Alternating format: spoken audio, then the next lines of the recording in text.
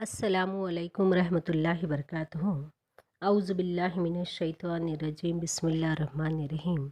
मैं ख़ान तस्लीम अली जमात नहम का सबक अब्दुर्रहमान बिन औफ़ आपके सामने बता जा रही हूँ।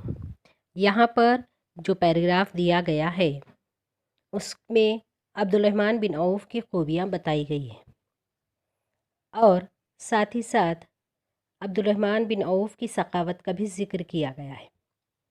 जैसा कि हम जानते हैं कि ग़ज़वे तबूक के वक्त जब जंगी साजो सामान की ज़रूरत पेश आई तो हज़रत अब्दुर्रहमान बिन औफ़ ने 200 सोने की ओक़िया आप सल्लल्लाहु अलैहि वसल्लम की खिदमत में हाजिर की और बहुत ज़्यादा माल आपकी खिदमत में हाजिर किया, जिसे देखकर आप सल्लल्लाहु अलैहि वसल्लम ने फरमाया कि ए अब्दुर्रहमान, तुमने अपने अहल खाना के लिए कुछ छोड़ा या नहीं छोड़ा? तो उसके जवाब में आपने फरमाया, जिस रिस्क खैर और अज्र का अल्लाह और इसके रसूल ने वादा फरमाया है, इतना माल मैंने अपने अहल खाना के लिए छोड़ा है। वो बहुत ज़्यादा ईमान के पक्के थे, यही वजह थी कि उनका शुमार अशरे मुबशरा में होता है।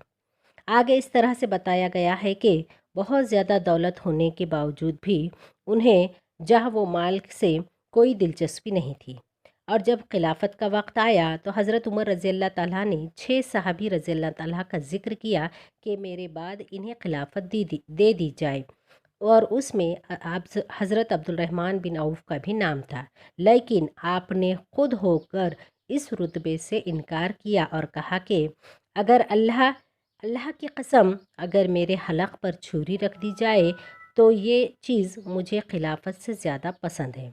और इस तरह से आपने अपनी मर्ज़ी से ही खिलाफत कबूल नहीं की। आगे के पैराग्राफ में दिखाया गया है कि हज़रत अब्दुर्रहमान बिन औफ़ तिजारत के साथ साथ ज़राअत भी करते थे और ज़राअत से जो माल आता था वो गुरबा में तकसीम करते थे। एक दफ़ा आप सल्लल्लाहु अलैहि वसल्लम ने फ़तेह खैबर के बाद आपको एक ज़मीन का हिस्सा तोहफ़े में दिया और आपने अपनी खेती भी की थी और उससे जो भी माल आता था वो गुरबा में तकसीम करते थे। आपने ज़मीन का एक टुकड़ा 4000 दीनार में ख़रीद कर बनी ज़ोहरा के गुरबा में तकसीम कर दिया और यही हाल आखिरी उम्र तक रहा। आखिरी उम्र में आपने अपनी जितनी भी जायदाद थी अल्लाह की राह में खर्च कर दिया और कहा जाता है कि आपके पास इतनी दौलत थी कि आखिरी उम्र में आपने अपनी जितनी भी जायदाद है वो अल्लाह की राह में खर्च करते हुए ग़ज़वे बदर में शरीक जो 100 सहाबी थे, हर एक के हिस्से में 400 दीनार आए और उनकी बीवियों के हिस्से में, हर बीवी के हिस्से में 80,000 दीनार आए। इस तरह से यहाँ पर आपकी सखावत का भी ज़िक्र मिलता है। इस पैराग्राफ में कुछ मुश्किल अल्फाज भी आए हैं जिसे हम देखते हैं। ऊक़िया, 40 दरहम का वज़न को ऊक़िया कहते हैं। मुनसब, रुतबा। ईमा कहते हैं मर्ज़ी को।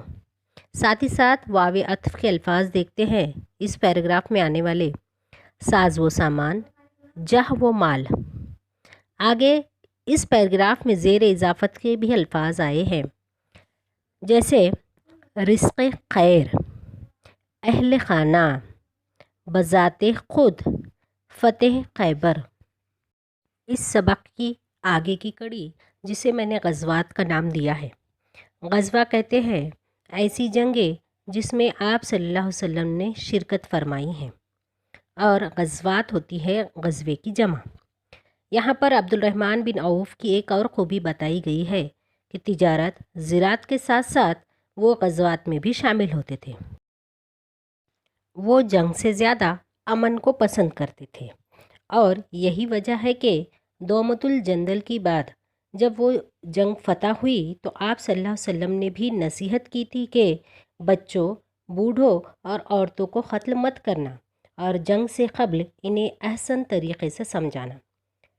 इसी तरीक़े से जंग अहद का ज़िक्र आता है। जंग अहद में भी आपने अपनी बहादुरी का अच्छा सा मुज़ाहरा किया और जब वापस आए तो आपका पूरा जिस्म ज़ख्मी हो चुका था। यही वजह है कि आपके एक पैर में लंगड़ापन भी आया था और आपके दांत भी वहाँ पर टूटे थे। इस तरह से आपकी खूबियाँ बताई गई है। چاہے جنگ کا میدان ہو، تجارت ہو یا ثقافت ہو، ہر جگہ آپ نے اپنی نمایاں خوبیاں دکھائی ہے۔ اس سبق کا آخری پیراگراف، جس میں حضرت عبد الرحمن بن عوف کی آخری حالت بتائی گئی ہے کہ موت کے قریب قریب ان کی آنکھوں سے آنسو جاری ہو گئے، بہت زیادہ تکلیف میں تھے۔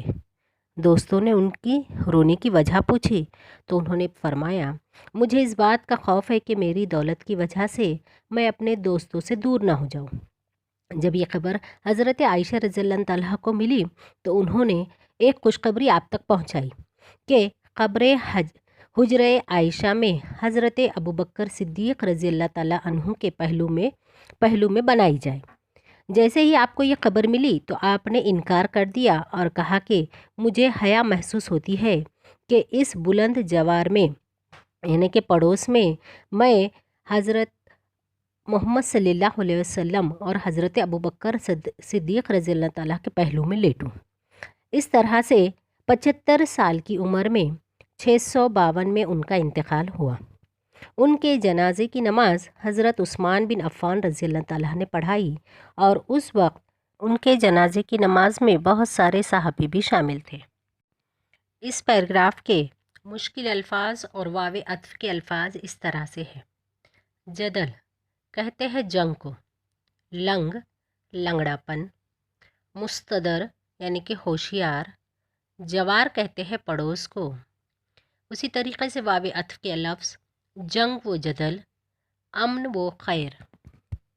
اس سبق میں کچھ حرف شمسی اور حرف قمری کے بھی الفاظ آئے ہیں۔ حرف قمری یعنی وہ حرف ہے جن میں الف لام آتا ہے اور پڑھا بھی جاتا ہے۔ جس میں کچھ الفاظ بتائے گئے ہیں وہ آپ کے سامنے ہیں۔ اسی طریقے سے حرف شمسی میں الف لام آتا ہے اور پڑھا نہیں جاتا، اسے حرف قمری شمسی کہتے ہیں۔ یہاں پر کچھ سبق میں کچھ الفاظ آئے ہیں جس کی مثالیں یہاں پر بتائی گئی ہیں۔ عبد الرحمن، ملک التجار، اس میں الف اور لام آتا ہے مگر پڑھا نہیں جاتا، اس لیے یہ حرف شمسی کی مثالیں ہیں۔ اسی طرح سے دومت الجندل اور جلیل القدر، اس میں الف لام آیا ہے اور پڑھا بھی گیا ہے، اس لیے یہ حرف قمری کے الفاظ کہلائے گئے۔ امید کرتی ہوں یہ پورا سبق آپ کو اچھی طرح سے سمجھ میں آ گیا ہوگا۔ جزاک اللہ خیرا کثیرن کثیرا۔